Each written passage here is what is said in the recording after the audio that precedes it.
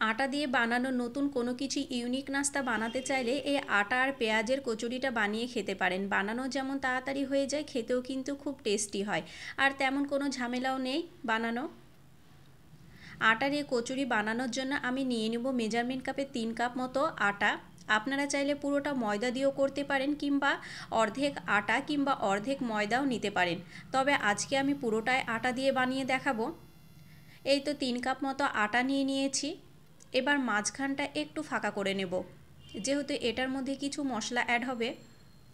এই তো মাঝখানটা একটু ফাঁকা করে নিলাম। এটার মধ্যে দিয়ে দেব অল্প কিছু পরিমাণ আজওয়ান, মানে ওই হাফ টেবিল চামচ মতো দিয়েছিলাম।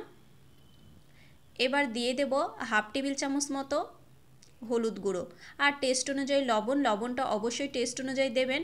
আর 1 টেবিল চামচ দিয়েছিলাম চিলি ফ্লেক্স।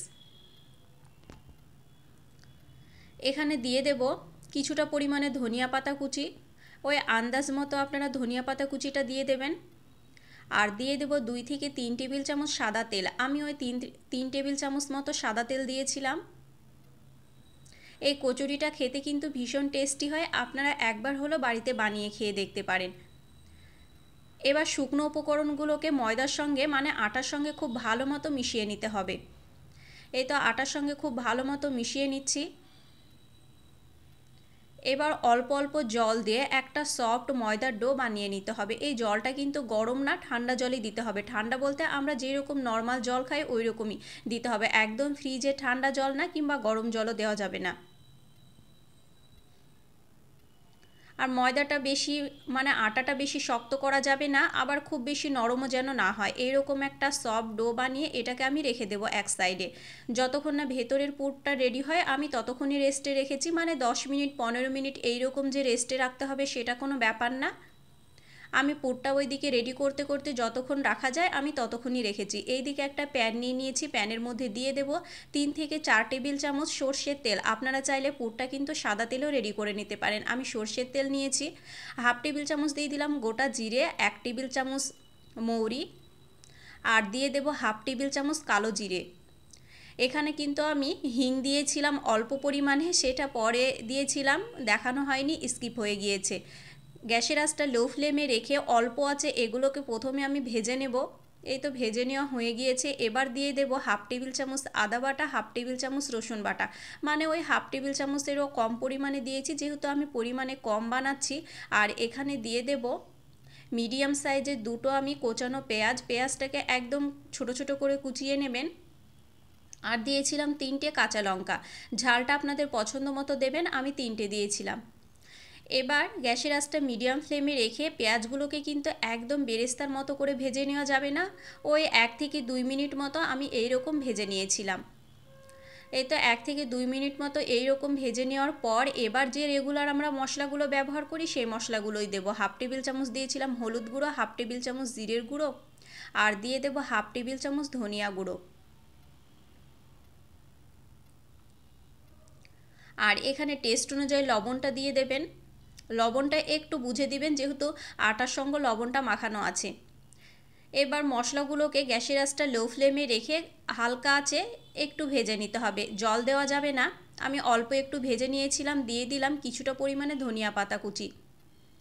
ধনিয়া পাতার সঙ্গে কিন্তু পেঁয়াজটাকে খুব ভালো মতো মিশিয়ে নিতে হবে। ওই 2 থেকে 3 মিনিট মতো, মানে 1 থেকে 2 মিনিট মতো আমি মশলাটাকে কিন্তু এভাবে ভেজে নিয়েছিলাম। এবার দিয়ে দেব সেদ্ধ করে নেওয়া আলু দুটো। আলু যদি আপনারা না খেতে চান, স্কিপ করতে চান, তাহলে কিন্তু পেঁয়াজের পরিমাণটা আর একটু বাড়িয়ে দিতে হবে, মানে আর একটা পেঁয়াজ আপনারা অ্যাড করে দিতে পারেন আলুটা যদি না খেতে চান। তবে আলু দিলে খেতে কিন্তু খুব টেস্টি হয়েছিল। আমি সেদ্ধ করে নেওয়া দুটো আলু দিয়েছি। এইভাবে হাত দিয়ে একটু ম্যাশ করে দেবেন। এবার সমস্ত কিছুকে মশলার সঙ্গে খুব ভালো মতো মিশিয়ে নিতে হবে। এই তো ওই 2 থেকে 3 মিনিট মিশিয়ে নিলেই কিন্তু হয়ে যাবে।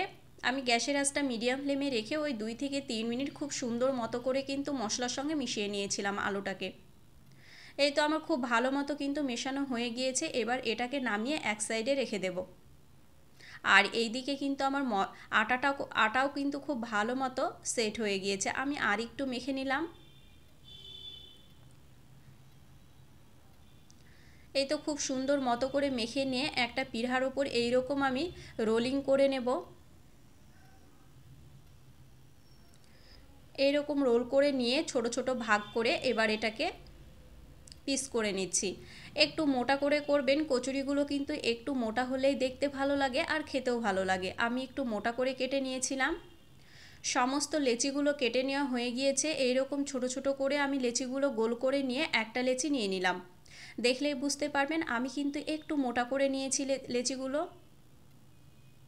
এবার ব্যাস কিছুই নয়, এবার একটা একটা করে নিয়ে অল্প অল্প ময়দা দিয়ে কিন্তু আমি আটাটাকে বেলে নেব।